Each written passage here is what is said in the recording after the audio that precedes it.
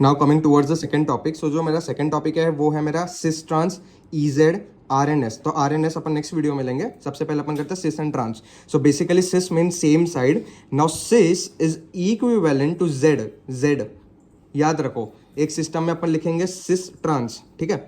So it's gonna be cis trans और it's gonna be EZ. तो cis is equivalent to Z, मतलब दोनों के दोनों सेम साइड पे. इसका मतलब क्या कि अगर ये मेरा डबल बॉन्ड है तो ये डबल बॉन्ड के सेम साइड पे मेरा ए सेम ग्रुप हो जाएगा और दूसरे साइड पे सेम ग्रुप. तो this is gonna be Z. Cis Z same side.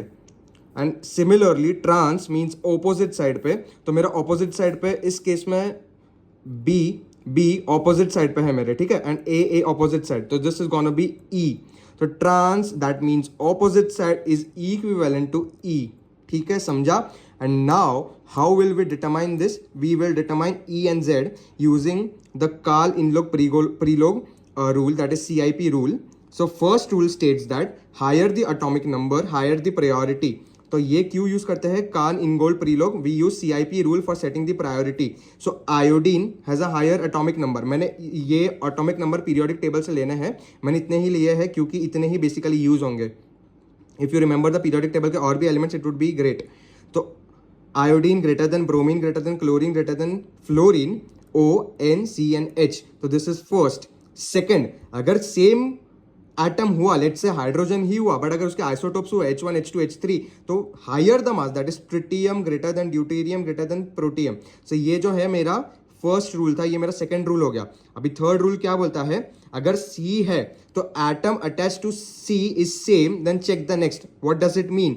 अगर एक है मेरा CH2Cl और एक है मेरा CH2OH, तो क्या चेक करेंगे? ये तो सेम है और ये भी सेम है. तो since chlorine has a higher priority over oxygen, तो ये वाला would be greater and hence priority पे अपन इसको लेंगे ओवर CH2OH.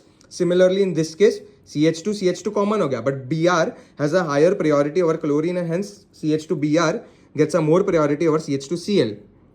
इसी केस में अगर ऐसा एक क्वेश्चन आया CH3 CH2 CH2 CH3 CH2 CH3, तो रिमेंबर हायर मास चेक करना है. तो यहाँ पे 1 2 3 would be greater than 1 2 greater than methyl, ठीक है.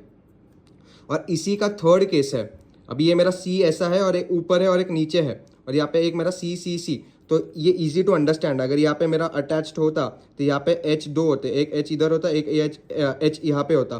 तो सिंस मेरा 2 H हो गया और एक कार्बन हो गया, इस केस में क्या होगा? 2 कार्बन हो गए और एक H हो गया और एक ग्रुप से अटैच्ड हो गया. तो this will get more priority over this. अगर ये एक्सप्लेनेशन नहीं समझ आ रहा तो सिंपली ये याद रखना कि मेरा जो ब्रांचिंग है उसको ज़्यादा मिलेगा प्रायोरिटी ओवर स्ट्रेट चेन अगर मेरे कार्बन नंबर सेम हुए. एंड इसी को मैंने इस केस में भी दिखाया है कि 1 2 3 4 ये प्रॉपर वाला मेरा क्राउडेड है, तो इसको मेरे को ज़्यादा प्रायोरिटी मिलेगा. अभी इस केस में ऐसा है, तो ये वाला जो ग्रुप है यहाँ पे अटैच्ड होगा और इस वाले में यहाँ पे अटैच्ड होगा.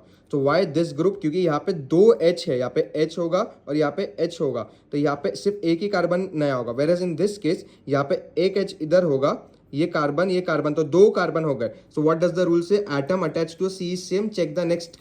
तो अगर C सेम है मेरा तो नेक्स्ट CC हो गया, वेर इस केस में नेक्स्ट H एंड C हो गया. यहाँ पे एक ही कार्बन है, यहाँ पे 2 कार्बन है, ठीक है. And finally the fourth rule, अगर मेरा C double bond X atom है, लेट्स से अगर मेरा C डबल बॉन्ड O होता या फिर इस केस में C डबल बॉन्ड X है, तो we will consider it as CXX. Similarly C triple bond C, तो C 1 2 3. एंड अगर मेरे पास 2 ऑप्शन आए कि C बॉन्ड O and C double bond C, तो original will get a priority.